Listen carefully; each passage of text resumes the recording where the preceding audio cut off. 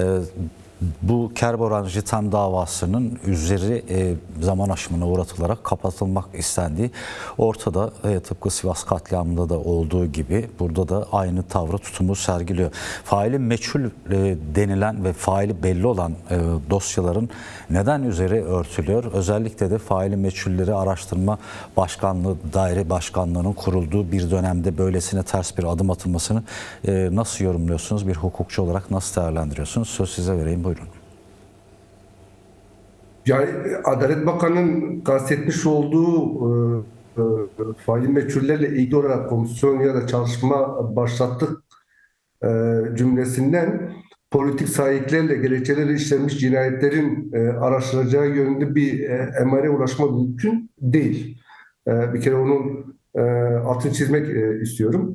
90'lı yıllarda işlenmiş bu tür cinayet dosyalarının devletin içerisinde olduğu cinayet dosyaları üzerine kapatılmak istenmesinin yegane sebebi aslında devletin kendisine atfedilen suçları ortadan kaldırmak istemesi olduğunu düşünüyorum. Yani her ne kadar sanıklar bazında bu yargılamalar yapılıyorsa da söz konusu sanıkların her birisinin neredeyse bütün yargılamalarda devlet adına hareket ettiklerini, görev yaptıklarını itiraf etmeleri karşısında bu yargılamaları sadece sanıklarla sınır tutmak mümkün olmadığı açıkça ortaya çıkıyor. Yani esasen devletin kendisi yargılanıyordu.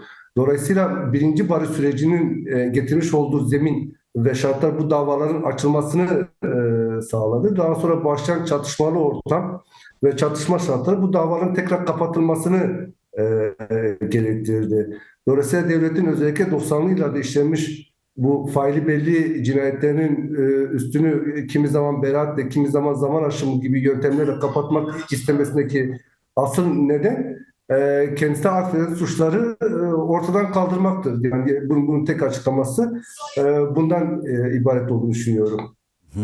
Tepkiler de var. Şimdi Mezopotamya Ajansı'nda da geçti bu bir haberde. Jitem davasındaki zaman aşımına tepki gösteren aileler, mahkeme heyetleri çocuklarımızın katillerine avukatlık yaptı diyor çok net bir ifadeyle.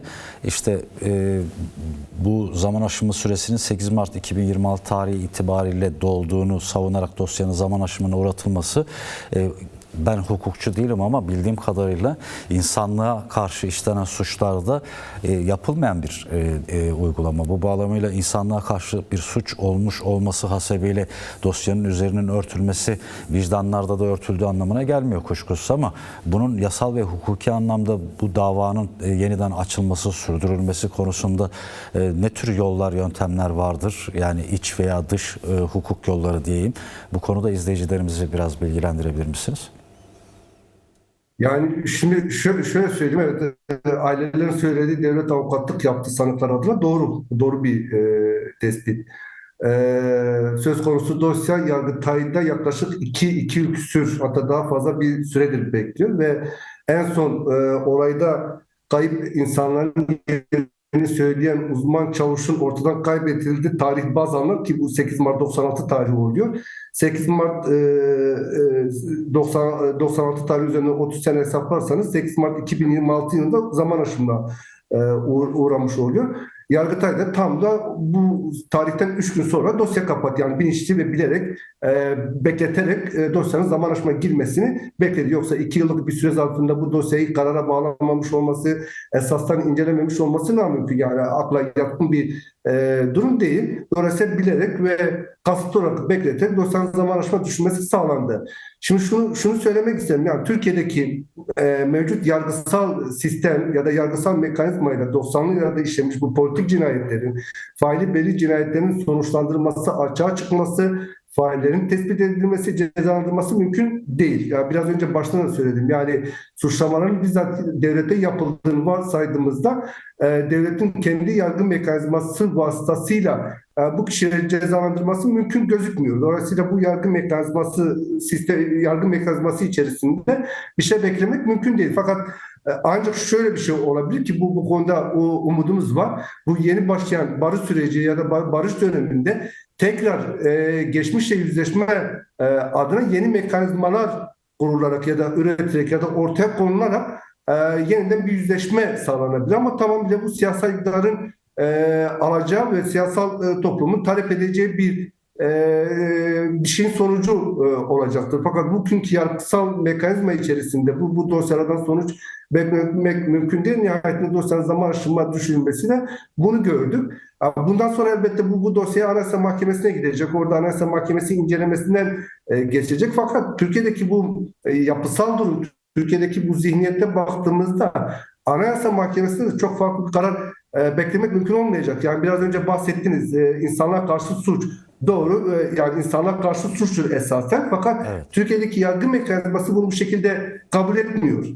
Ya da bu şekilde tanımlanmıyor.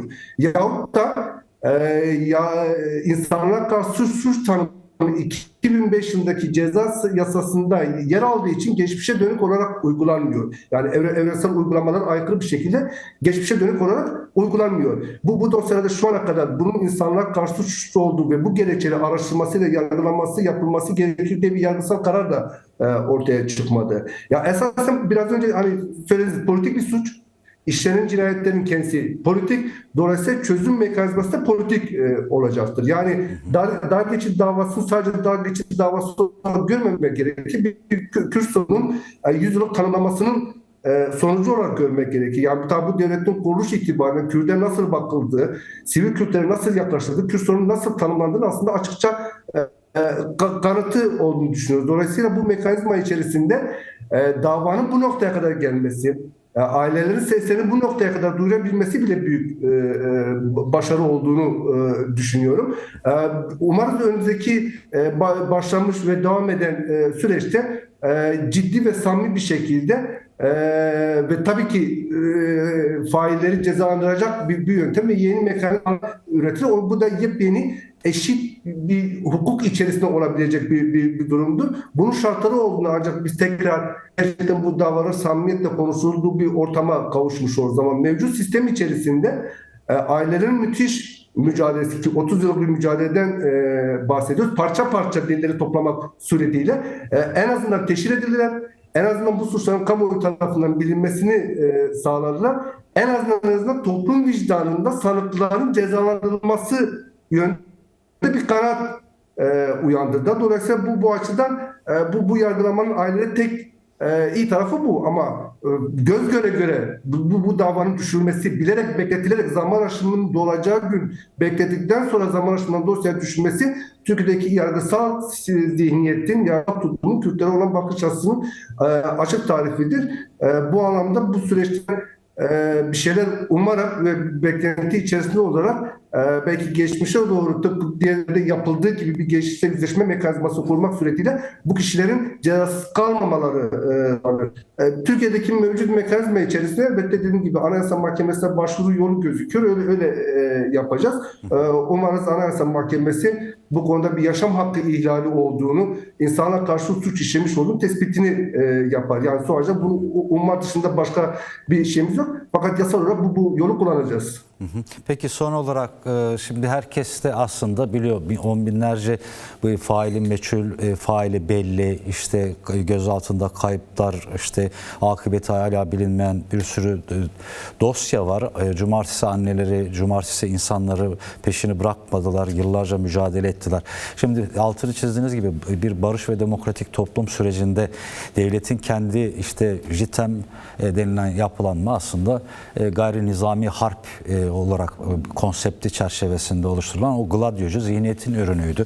Kendi geçmişiyle hesaplaşmadığı sürece bu vicdanlarda kanamaya devam edecek bir yara, toplumsal mutabakatın, toplumsal bir sözleşmenin, uyumun, barışın sağlanmasına nasıl katkı sağlar? Katkı sağlamayacağı ortada. Bu bağlamıyla barış ve demokratik toplum sürecinde bu tür davaların da açılması, gerçeklerle yüzleşilmesi, devletin de kendi geçmişinden arınması açısından önemli bir adım olmaz mı? Bu konuya dair de yorumunuzu ve değerlendirmenizi duymak isteriz. Tabii ki yani yaranın kapanmayacağı çok açık. 90'lı yıllarda işlemiş bu cinayetlerin sadece 90'lı yıllarla sınırlı tutmak çok dar olur. 2010'lu yıllar, 2000'li yıllar, 15'inden sonraki tarihte işlemiş olan devlet adına işlemiş olan suçlar bunlarla yüzleşilmesi gerekir. Dolayısıyla bu sürecin, bu çözüm sürecini elbette buna temas etmek zorunda olduğunu düşünüyorum. Hani bunu ben bir siyasetçi olduğum için şu olur bu olur diyemem. Ama yarattığı tahribatın, ailelerde yarattığı tahribatın, bir halkta yarattığı tahribatın giderilmesi gerekir. Dolayısıyla devletin bu tahribatı giderebilecek mekanizmaları muhakkak yaratması gerekir ki bu anda samimiyet duygusunun iyice gelişmesinin iyice gelişmesi sağlanır. Bunu tabii ki siyaset bunu düşünecek, siyaset bunu muhakkak planlar içerisinde yer verecek, talep de edeceğiz. Elbette bizler de talep edeceğiz. İnsan hakları aktivistleri, cumartesi anneleri, kayıp yakınlarının, faili meçhul cinayette kurban giden insanlar hepsi bunu talep edecek. Bu unutulacak bir yara değil ki 12 yaşındaki bir çocuğunuz alınmış. Bilmem sizden 200 kilometre ötede kuyularda cenazeleri ve kemikleri bulunuyor. Bunlardan katıksız ve şartsız bunu unutmalarını bekleyemezsiniz. Dolayısıyla siyaset kurumunun elbette buna bir çözüm bulunması gerekir, çözüm bulması gerektiğini düşünüyorum. Buna uygun mekanizmaların yaratılması gerektiğini düşünüyorum. Şöyle bir umudum var. 2013 yılındaki barış süreci bu davaların açılma zeminini yarattı. O zaman bir tecrübe oldu. Pekala bu yeni süreçte farklı mekanizmalarla bu suçlarla yüzleşebilmenin de önünü açabilecek duruma gelir. Yani en azından umut boyunca bunu söylüyorum ve muhakkak da böyle olması gerektiğini söylüyoruz. Yani barışmak güzel bir duygu ama yaraların üstünü tamamen de kapatabilecek yolların da en azından siyaset kurumunun üretebilmesi gerektiğini düşünüyorum.